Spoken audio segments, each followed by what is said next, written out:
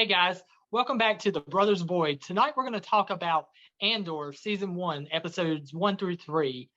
I'm really enjoying the series. It's a very slow-paced series, and it's a very different from the norm of Star Wars television or movies, really, for that matter. Even the characters based off of from Rogue One, it's kind of a different vibe. It feels more like a thriller and a noir, I guess is the best word to say for that.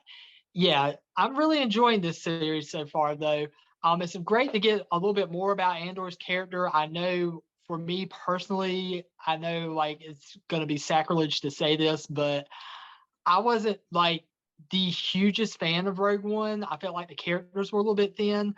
It's an enjoyable movie, don't get me wrong, but I feel like the characters just weren't as fully realized as they could have been. And I think that was part of the reason, because there was like two different filmmakers kind of helping cobble the movie together and everything. But it's really nice to see we're getting some more fleshed out backstory for Andor, and you get to see him. He's really kind of a screw up, and you're seeing him kind of come to be into the rebellion. I'm really enjoying what I'm seeing so far, even though it is kind of a slow start, and you're getting a really good world building with this.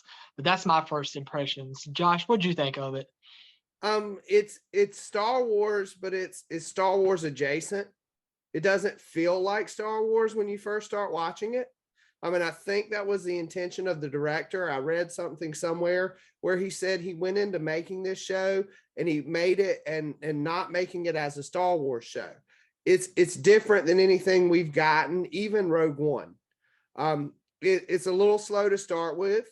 I like the introduction of him as a kid and seeing that backstory of his planet.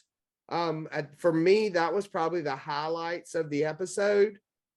It's slow paced, like you said, Daniel, and I kind of wanted a little more action within the first 3 episodes than what we got.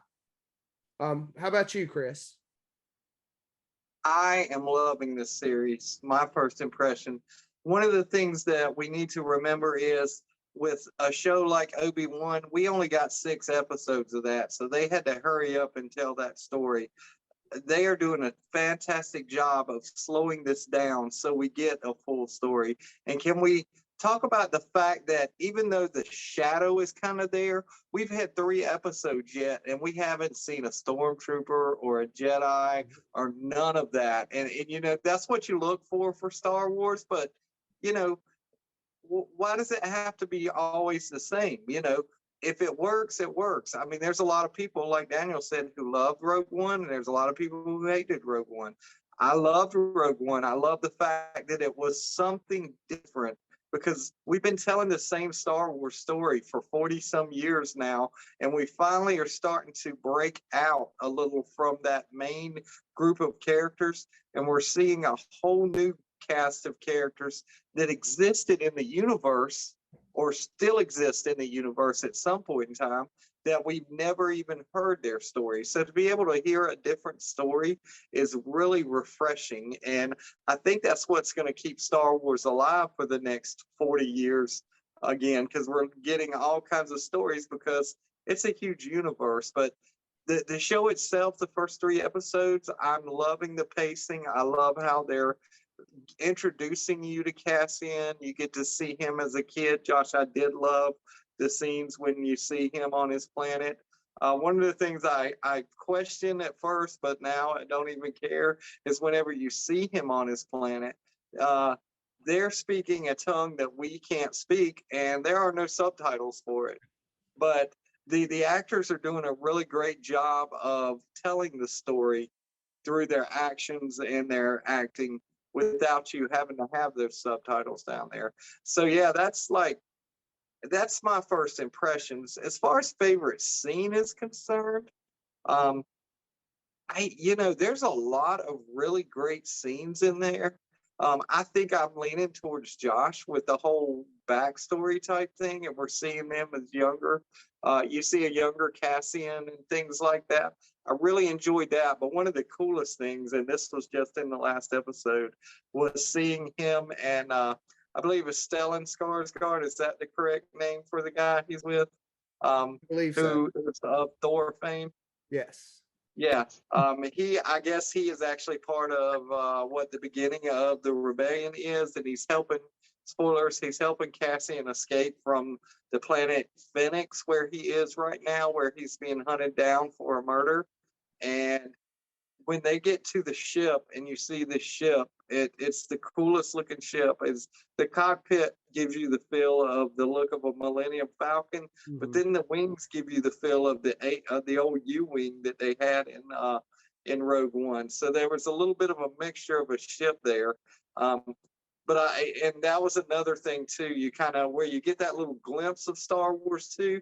Earlier in the show, you see the guys coming in to look for Cassian. The ships they're riding in on are the old Republic gunships that they used to drop the troopers off.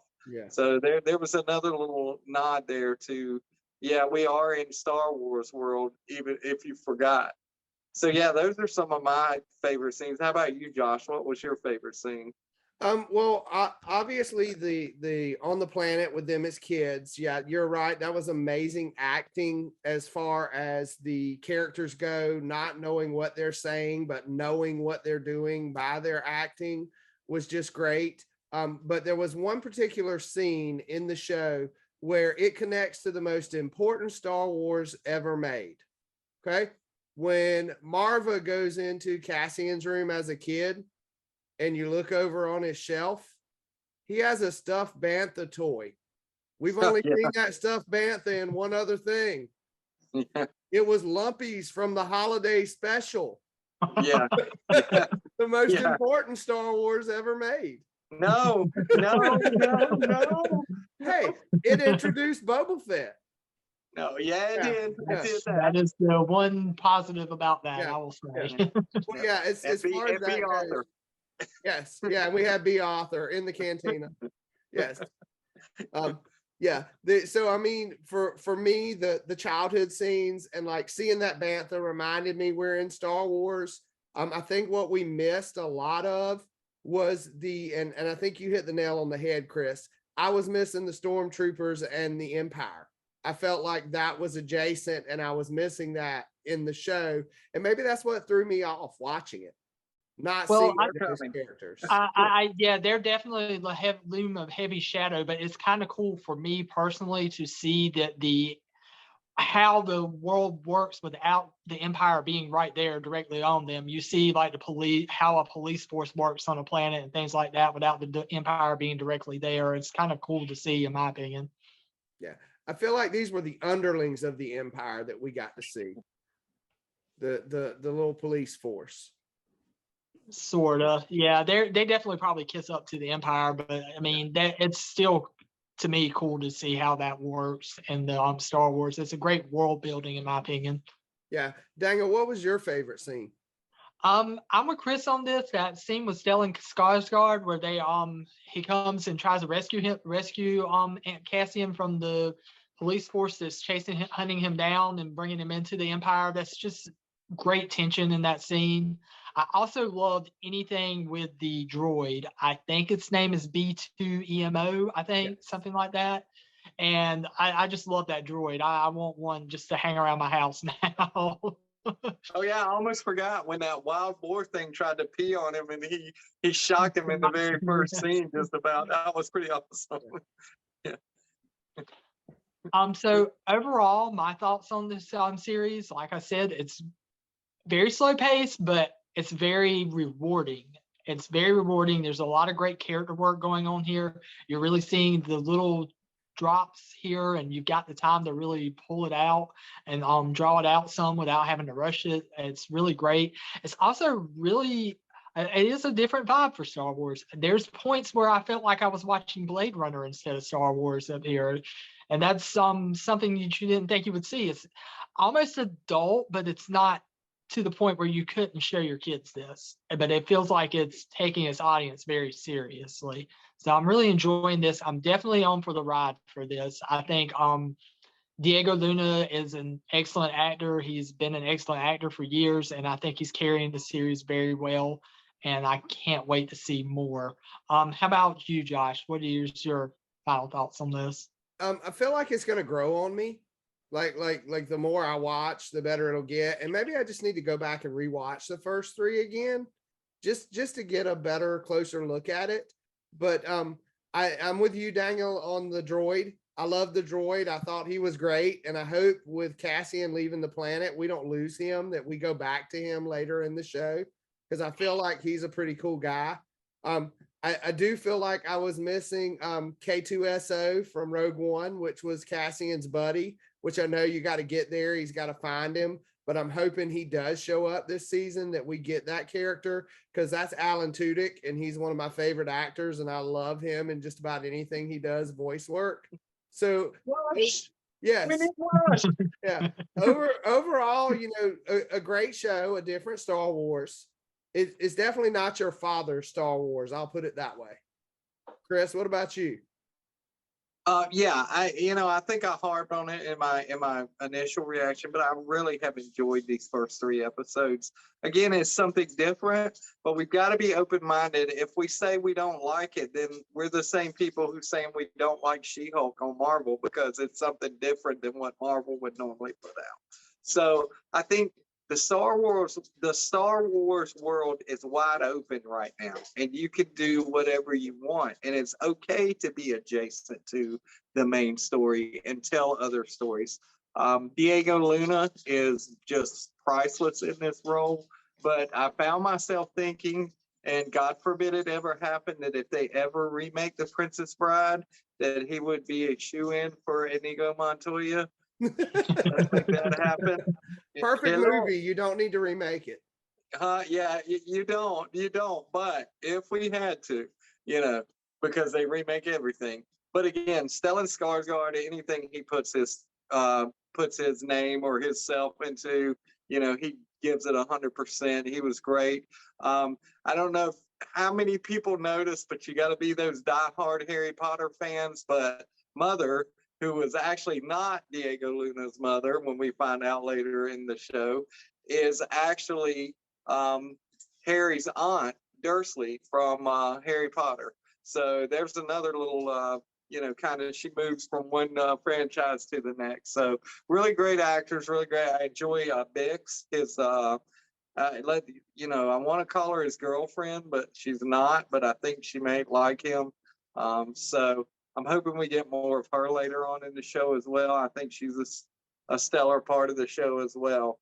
But yeah, overall, great show. Really enjoy it. Can't wait for, I guess, Wednesday nights we'll get, or Wednesdays. I say Wednesday night because we all work and we have to come home and watch it when we get home. But Wednesday nights, we will see a new episode for the next, 9 weeks, I guess, because we saw 3. So that'll be fun. It'll kind of tide us over until we get something else at the movie theater. Morbius 2, maybe. No, I'm just, that might happen. But anyway, let's not go there. But anyway, so that's all we got. We got some exciting stuff coming up. We told you guys about MomFest. We told you about some other things, but our big thing coming up, October 22nd, will be at Lion's Eye Games in Jacksonville, North Carolina. I believe the time is from 10 to 6. They're going to have their first ever Halloween pop swap. And basically, it's a gigantic, I guess you would call it a Funko Pop flea market, if you want to call it that, because they're going to have vendors, all kinds of vendors there with pop figures. We're going to be there with all of our stuff for sale. We're going to be there recording for the channel. We're going to try to get some more subscribers there that day. Guys, we're at 192 right now. As I look at this, we're only 8 subscribers away from 200. So help us get there. But we're definitely going to be there. One of our good friends, Rob Kellum, who many of you may know as the Maestro from WCW, he will be there. Don't miss an opportunity to meet him as well. He would love to share some stories.